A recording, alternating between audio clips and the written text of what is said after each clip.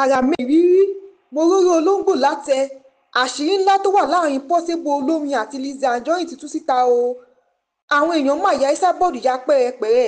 Kí ló ṣe? Ẹ jókòó, ẹ gbọ́ròyìn náà lẹ́kùnrẹ́rẹ́. Àwọn èèyàn mà ti ń wòran àpàpàdodo tó ń lọ láàrin Àbíkú Òkìkíọlá Badmus táwọn tiẹ̀ ń pè ní Portable àti òṣèrébìnrin ilẹ̀ wa Lizzy Anjorin. Látàrí bí Portable ṣe gbé orin kan síta tó sì ń kọrin kí Lizzy, tó sì sọ̀kò ọ̀rọ̀ sí Ìyábọ̀ Òjó, Jigan, Tonto Dike àtàwọn míì látàrí WhatsApp group tí wọ́n ní wọ́n ṣí láti wádìí ikú tó pa Mohbad. Ó jọ pé Lizzy Anjorin fẹ́ràn orin náà, níṣẹ́ ló ń gbọ́ orin náà ní gbogbo ìgbà tínú ẹ̀ ń dùn sí orin náà. Nítorí pé kò jẹ́ tuntun wípé Lizzy Anjorin àti Ìyábọ̀ Òjó níjà tó ti ń wáyé tó pẹ́ láàrin wọn, èyí tó mú kí Lizzy máa gbé ọmọ Ìyábọ̀ Òjó ṣépè.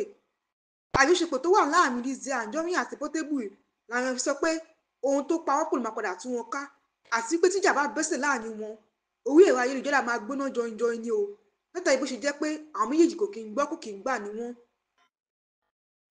Nítorí ọ̀rọ̀ Ìyábọ̀ Òjó àtọmọ rẹ̀, àwọn èèyàn ya Tòkunbọ̀ Abọ́dẹrìn, Esabod ya pẹ́rẹpẹ̀rẹ lórí àmọ̀ràn tó fún Ìyábọ̀ Òjó wípé kó yé gbé àṣeyọrí ọmọ rẹ̀ síta, kó fi ti Fúnkẹ́ Akíndélé tó lówó ju gbogbo wọn lọ ṣàkọ́ṣe nípa bí kò ṣe kí ń gbọ́ ọmọ ẹ̀ sórí ẹ̀rọ ayélujára.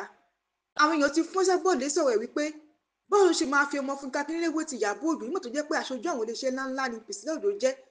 Ó dẹ̀ máa nílò láti máa gbé àwọn ìpolówó iṣẹ́ ńláńlá náà sórí ẹ̀rọ ayélujára rẹ̀, àti pé ibi tó ti ń rówó nìyẹn. Bó ṣe ń ṣe eléyìí ni àwọn iléeṣẹ́ mìíràn máa gbé ìpolówó sọ́dọ̀ rẹ̀ sí.